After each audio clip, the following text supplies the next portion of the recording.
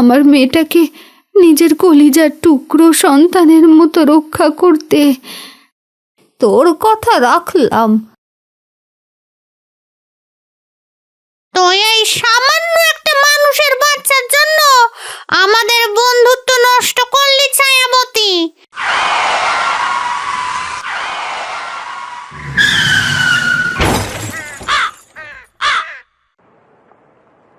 শ্মশানের এক কোণে জরাজীর্ণ একটি বট গাছ।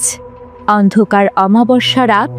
ছায়াবতী শাকচুন্নি বট গাছের ডালে পা ওপরে আর মাথা নিচে দিয়ে ঝুলে আছে। তার দীর্ঘ সাদা চুলগুলো বাতাসে সাপের মতো কিলবিল করছে। হঠাৎ সে বিরক্তিতে নাক কুঁচকে বলল, শ্মশানে এই মরা পোড়ানো উৎকট গন্ধে বনের ফ্রেশ বাতাসও যেন পচে গেল।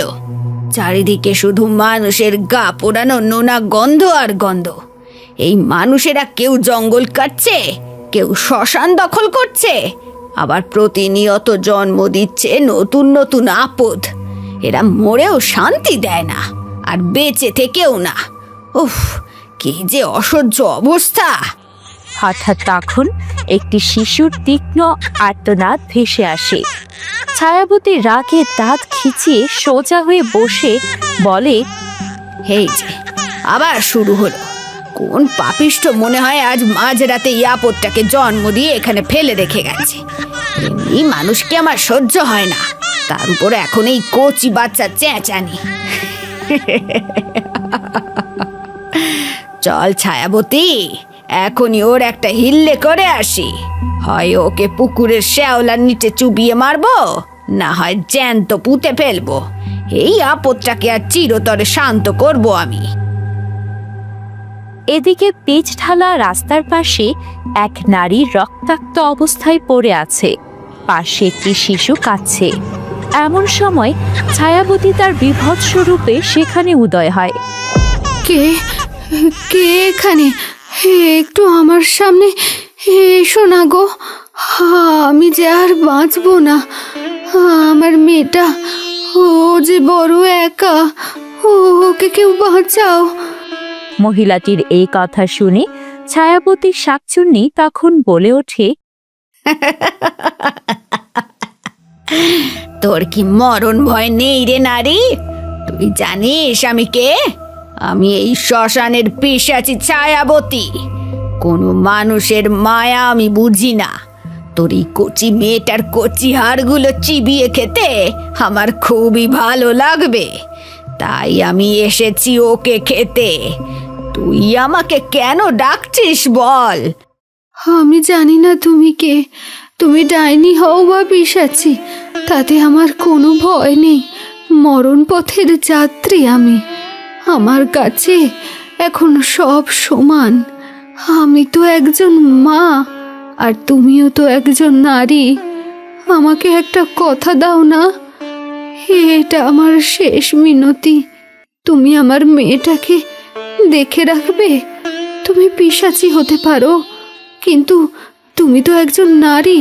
পিশাচি তুমিই পারবে আমার মেয়েটাকে নিজের কলিজার টুকরো সন্তানের মতো রক্ষা করতে। এসব কথা বলতে বলতে সেই আহত নারীর হাত নিথর হয়ে যায়। ছায়াবতী তখন স্তব্ধ হয়ে দাঁড়িয়ে থাকে। হায় হায়, এটা কি হলো? তুই তো চলে গেলি রে অভাগী, কিন্তু এক শাকচুন্নিকে এমন মায়ার জালে আটকে দিয়ে গেলি কেন? যা কাটানোর মন্ত্র আমি জানি না। আমি পিশাচ হলেও তোকে কথা দিলাম, তোর মেয়েকে আমি রক্ষা করব। আর পিশাচিরা কথা দিলে তা সহজে ভাঙে না। আজ থেকে এই মানুষের বাচ্চা আমার জিম্মায় রইল। এরপর ছায়াবতী শিশুটিকে কোলে নিতেই সে তার চুল নিয়ে খেলা শুরু করে। কি রে খুকি, আমাকে ভয় পাচ্ছিস না তুই? তোর মা তো আমাকে দেখে ভয় কুঁকড়ে মরে গেল, আর তুই কি না আমার এই পচা চুল নিয়ে খেলছিস? তুই কি জানিস তুই কার কোলে আছিস এখন? আমি শাকচুন্নি। আমাকে দেখে সবাই ভয় পায়, আর তুই ভয় পাস না।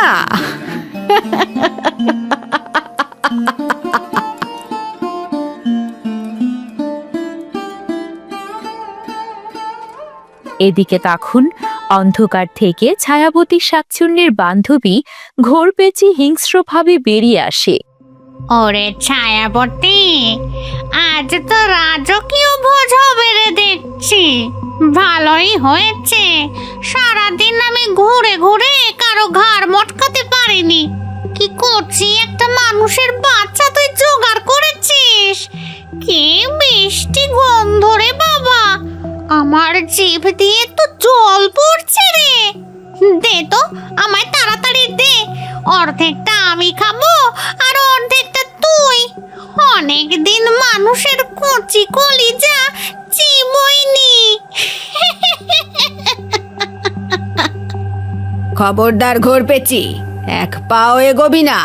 এটা আমার শিকার নয়, এ হচ্ছে আমার মেয়ে। একে আমি বড় করব, এ কোনো খাওয়ার জিনিস নয়। তোর কি মাথা ঠিক আছে ছায়াবতী? তোর মতো পিশাচের পেটে মায়া ঢুকেছে দেখছি। তুই মানুষের বাচ্চা কি করে লালন পালন করবি? ও তো মানুষের ছোঁয়া ছাড়া বাঁচবে না। দে বলছি, আমাকে খেতে দে। কোন মানুষের বাচ্চা কোন শাকচুন্নির কোলে? কোন মানুষের বাচ্চা কোন শাকচুন্নির কোলে লালিত পালিত হতে পারে না। এরপর তাদের দুজনের মধ্যে তুমুল লড়াই শুরু হয়।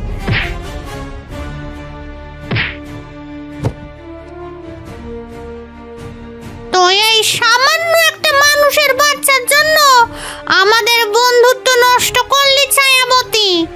মনে রাখিস ছায়াবতী, বাঘের ঘরে হরিণের বাসা কোনোদিন টেকেনি, টিকবেও না।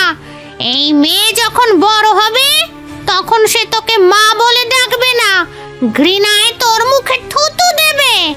আর এই মানুষের বাচ্চাটাই তোকে একদিন জ্যান্ত পুড়িয়ে মারবে। দেখে নিস আমার কথা। এরপর ঘোরপেঁচি ধোঁয়ার মতো মিলিয়ে যাওয়ার পর চারপাশটা নিস্তব্ধ হয়ে যায়। শুধু বনের ঝিঝি পোকার ডাক শোনা যায়। ছায়াবতী হাঁপাচ্ছে। সে কিছুক্ষণ ঘোরপেঁচির ফেলে দেওয়া অভিশাপের কথাগুলো ভেবে হতভম্ব হয়ে দাঁড়িয়ে থাকে। ঘৃণা? তুই আমাকে ঘৃণা করবি রে খুকি? মানুষের রক্তে তো বেঈমানি থাকে, সেটা তো আমি জানি। কিন্তু এই যে তুই আমার পচা আঙুলটা তোর কচি হাত দিয়ে জাপটে ধরে আছিস, এটা কি শুধু অভিনয়? এরপর শিশুটির দিকে তাকাতেই দেখা যায় তার ঘুমে চোখ মুছে এসেছে, কিন্তু তার মুখে এক অদ্ভুত প্রশান্তির হাসি। ঘোরপেঁচি হয়তো ঠিকই বলেছে, বাঘের ঘরে হরিণের বাসা টেকেনি কোনোদিন। কিন্তু ও জানে না, একটা মা যখন তার কোল পেতে দেয় তখন অনেক নিয়ম বদলে যায়। আমি পিশাচ হতে পারি, কিন্তু আজ থেকে আমার নাম হবে রক্ষা কবচ। দুনিয়া তোকে দেখবে মানুষের রূপে, কিন্তু তোর শরীরে থাকবে এই শাকচুন্নির তেজ। তারপর ছায়াবতী শিশুটিকে নিয়ে একটি উঁচু গাছের মগডালে গিয়ে বসে। নিচে মানুষের বসতির আলোগুলো মিটমিট করছে। শুনে রাখ ওরে আকাশ বাতাস, শুনে রাখ ওরে বনভূমি, আজ থেকে এই অনাথিনীর কোনো জাত নেই, আর কোনো ভয়ও নেই। তোকে কারো মারতে হলে আগে এই ছায়াবতীর কলিজা ছিঁড়তে হবে। লোকে বলে পিশাচের মন নেই, আজ থেকে আমি প্রমাণ করব পিশাচের মায়া মানুষের চেয়েও ভয়ঙ্কর হতে পারে। ছায়াপতি শিশুটিকে পরম মমতায় নিজের বুকের হিমশীতল ছায়ায় জড়িয়ে ধরে গুনগুন করে এক অদ্ভুত সুরের গান গাইতে শুরু করে।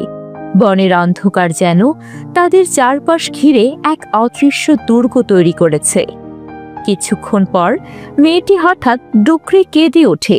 ঘুমের ঘোরে তার ছোট্ট হাত দুটো শূন্যে কিছু একটা খোঁজে। ছায়াপতি চমকে ওঠে। সর্বনাশ, এ কি অলক্ষণে কাণ্ড! ওরে খুকি থাম, বনের পশু পাখি সব জেগে যাবে তো। কিরে, ওভাবে কাঁদছিস কেন? পেটে চিমটি কাটছে বুঝি?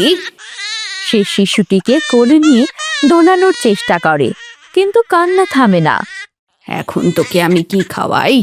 আমার কাছে তো বাসি মাছ আর শ্যাওলা ছাড়া কিছুই নেই। ওসব তো তুই খাবি না রে অভাগী। মানুষের বাচ্চাদের নাকি দুধ লাগে। মোড়ল গিন্নির গোয়াল ঘরে নতুন বাছুর হয়েছে, আজ সেই সাদা অমৃত দুধ চুরি করতেই হবে। পিশাচি হয়ে মানুষের ঘরে শীত কাটবো, এ কথা শুনলে অপদেবতারাও হাসবে। কিন্তু তোর কান্নার চেয়ে নরকের আগুন সহ্য করা যে অনেক সহজ রে খুকি। ছায়াবতী ঝড়ের বেগে অন্ধকারের মধ্য দিয়ে গ্রামে হানা দেয় এবং মাটির ভাঁড় ভর্তি করে দুধ চুরি করে নিয়ে আসে।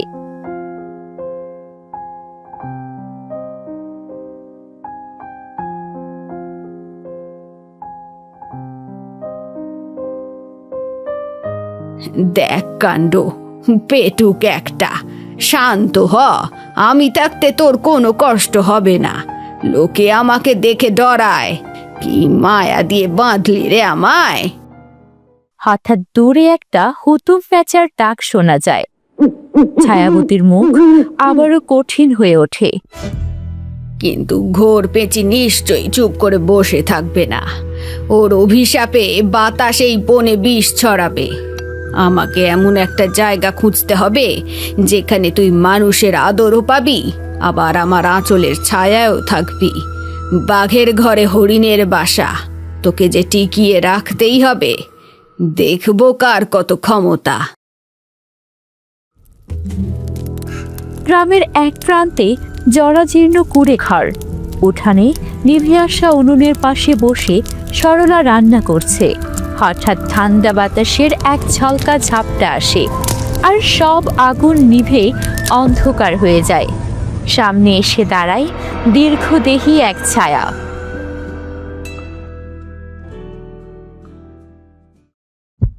কে কে ওখানে?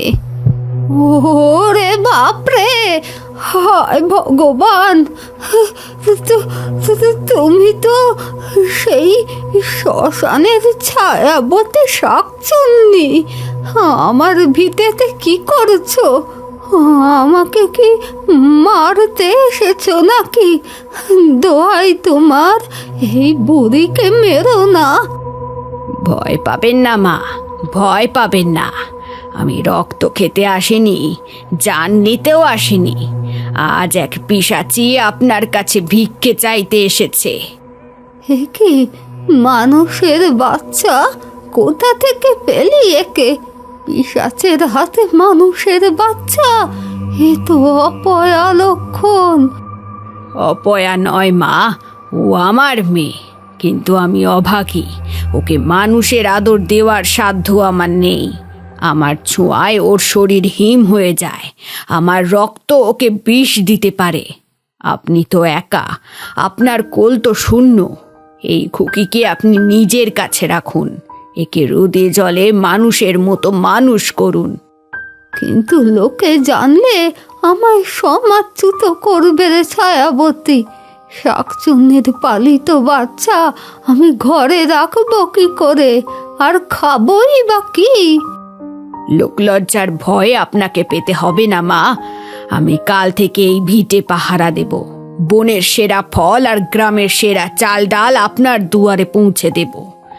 কেউ যদি এই খুকির দিকে কুনজরে তাকায়, তবে তার ঘাড় মটকাতে এই ছায়াবতীর এক পলক সময় লাগবে না। শুধু কথা দিন মা, আপনি এই শাকচুন্নির চোখের জল রক্ষা করবেন, একে মা বলে ডাকতে শেখাবেন। কি মায়া করা মুখ রে মা! ঠিক আছে ছায়াবতী, তোর কথা রাখলাম। তুই কি এখন শ্মশানে ফিরবি? হ্যাঁ, শ্মশান তো আমার রক্তে মা। কিন্তু আজ থেকে এই ভিটের কাছে শ্যাওলা ধরা বট গাছটাই হবে আমার ডেরা। আমি মানুষের ধরা ছোঁয়ার বাইরে থাকবো ঠিকই, কিন্তু ওর প্রতিটি নিঃশ্বাসে আমি পাহারা দেব। সরলা বুড়ির ঘরে প্রদীপ জ্বালিয়েছেন। শিশুটি তার কোলে শুয়ে মিটমিট করে তাকাচ্ছে। বড় শান্ত মেয়ে তোর, কিন্তু ওর পরিচয় কি দেব? নাম কি রাখবো ওর? ওর নাম এমন কিছু হোক যা ওকে এই নিষ্ঠুর পৃথিবীর কথা মনে করিয়ে দেবে।